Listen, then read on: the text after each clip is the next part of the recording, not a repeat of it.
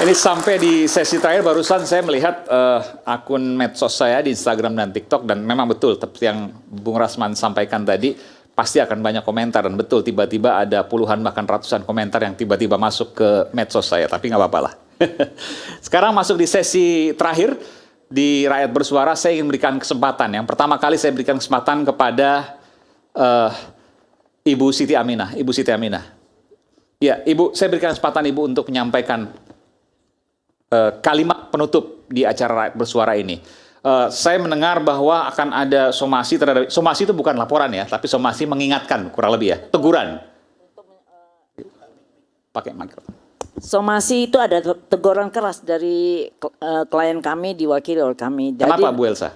Ya karena tujuannya karena dengan dihubungkan dengan segala kejadian yang ada. Ya. Jadi untuk mencabut keterangan yang di bawah sumpah itu nggak mungkin, impossible ya. Oh, jadi dan Ibu, kita sudah memperkuat keterangan saksi kunci udah memberi kuasa kepada kita. Ibu Kita supaya tidak dilanjutkan, kita memberi somasi karena kita sudah sesuai dengan SK-nya Bapak Kapolri bahwa kan kita harus somasi dulu.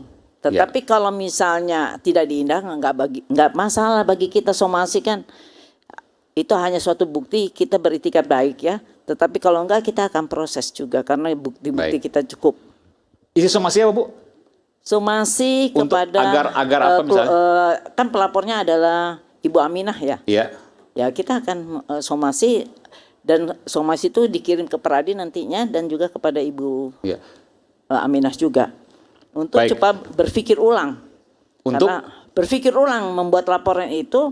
Karena masa kita buat laporan disuruh mikir ulang, bukan laporan soalnya nanti kan biar ada diproses polisi. Kita melihat ada politisi politisi yang seperti mengojok-ojok ya. Oh, itu. Jadi harus dipikir ulang karena kalau memang ada keterangan palsu dari klien saya dalam persidangan, itu kan ancaman hukumannya 9 tahun. Dan itu sudah dari dulu harusnya. Tapi ini kan sudah inkrah. Semua upaya hukum dari peradilan terus mencabut, tidak mau rekonstruksi, mencabut BAP dan eksepsi sampai putusan tingkat pertama, banding, kasasi, sampai juga gerasi. Di mana gerasi itu kan konotasinya adalah menyatakan mengakui. Oke, baik. Dan minta maaf ya. Tapi ditolak dan akhirnya sudah menjalankan. Satu-satu langkah adalah mengajukan PK. Mengajukan PK itu upaya dari memberikan sebanyak-banyaknya kepada lawyer untuk mengajukan PK mendapatkan novum. Tetapi dengan cara menekan, saya nggak bilang lawyer ya, tapi kita lihat yang dialami oleh saksi-saksi kunci kita adalah menekan, mengintimidasi, terus dan mencari kemana-mana dan mengancam dan segala rupa. Itu kan hal yang tidak benar. Karena kita kalau sidang nih ya, misalnya kita mau sidang, saksi acar itu kan dipisahkan oleh lawyer dari terdakwa. Itu kan suatu selain aturan juga kode etik ya. Dan saya yakin dari pihak Peradi nggak mungkin melakukan itu. Tetapi kenapa kasus ini ditunggangi dan mengojok-ngojok ini? Jadi tolong dipikirkan nanti juga karena saya melakukan somasi kepada Bu Aminah dan juga kepada lawyer kan nanti difikirkan. Tapi kalau tidak difikirkan nggak ada masalah.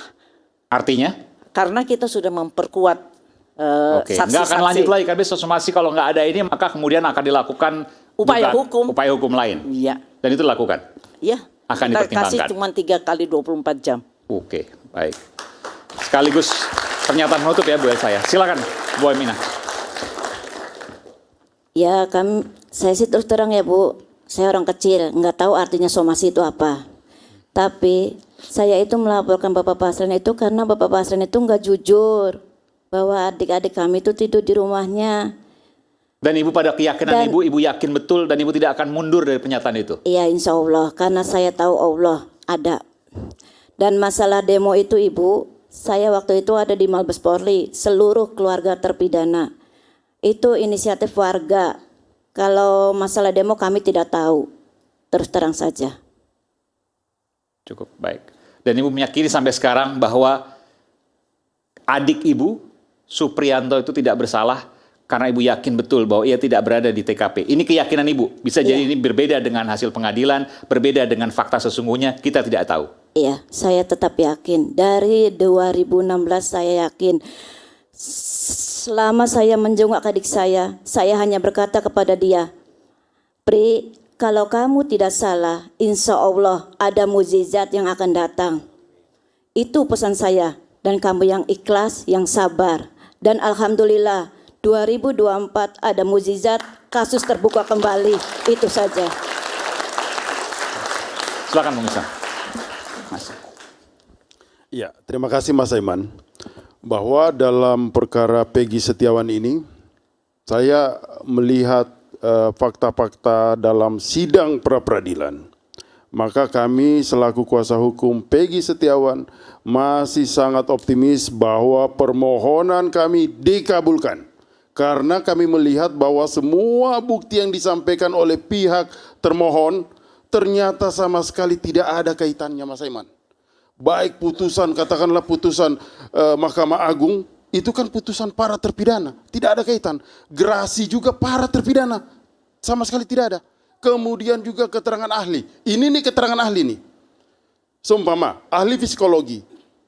Peggy Setiawan ditunjukkan foto. Kemudian muka Peggy Setiawan berubah. Loh, kalau menetapkan tersangka orang pelaku perbuatan pidana itu hanya sekedar melihat asumsi, gestur, bagaimana? Ini persoalan pidana, kita harus melihatnya, buktinya ini harus terang. Tidak boleh asumsi. Tidak boleh asumsi Mas Aiman. Makanya saya katakan sekali lagi dengan melihat bukti ahli, bukti kemudian surat. Surat ini tidak ada sama sekali kaitan hubungan hukum antara Peggy Peron dan Peggy Setiawan. Saya pikir entah sidik jari kah ada, bisa membuktikan. Atau ada kaitan DNA kah dari Peggy Setiawan yang bisa dikaitkan. Ternyata sama sekali tidak ada. Makanya saya selaku lawyer Peggy Setiawan berkeyakinan bahwa permohonan kami dikabulkan. Kira-kira seperti itu Mas Aiman. Terima kasih. Baik, makasih. Silakan. Bung Ruli Panggabean. Baik. Tugas kami sebagai kuasa adalah mendampingi klien kami mencari keadilan. Kita bukan cari menang kalah. Kita mencari keadilan. Inilah salah satu tugas kami. Oleh karena itu, kami akan terus berjuang dan keadilan itu akan mencari jalannya sendiri. Mudah-mudahan apa yang diharapkan oleh para terpidana dan keluarganya bisa tercapai. Terima kasih. Silakan terakhir. Baik, terima kasih. Di closing statement ini saya ingin pertegas bahwa mudah-mudahan tindakan rekan-rekan lawyer yang mengajukan pra-peradilan itu bisa membuka mata hakim tunggal secara telanjang. Begitu juga dengan jawaban yang dilakukan oleh Bitkum Polda Jabar dengan argumentasi hukum yang mereka bangun bisa membuka mata hakim tunggal secara telanjang, secara terang benderang siapa sebenarnya Peggy Setiawan dan siapa sebenarnya Peggy alias Peron. Karena itu saya merunut cerita dan gambaran dari saudara Sudirman yang mengatakan bahwa ijazahnya sama-sama dikeluarkan di satu sekolah. Dan ketika diperlihatkan kepada dia, dia mengatakan benar, itu orangnya. Tapi apapun itu ceritanya, Bung Insang, tentu kita menunggu putusan itu. Saya berharap putusan nanti akan mengakhiri semuanya agar kita tidak berdebat kusir pada persoalan yang sebenarnya amat sangat sederhana tapi menjadi ruwet karena banyaknya opini publik yang dibangun. Sekali lagi saya katakan, saya teringat pada lagu Bob Tutupoli, yaitu bukalah pintu hatimu sayang. Terima kasih. Wassalamualaikum warahmatullahi wabarakatuh. Selamat malam. Ya, Dan pemirsa, sidang pra-peradilan Peggy belum selesai. Bukan hanya Peggy seorang diri yang deg-degan. Banyak mata yang menunggu seperti apa ujung cerita. Kasus yang menyita banyak mata. Mari kembali kita mengamini. Kebenaran akan menemukan jalannya sendiri. Saya Aiman Wicaksono. Sampai jumpa di Rakyat Bersuara berikutnya. Terima kasih.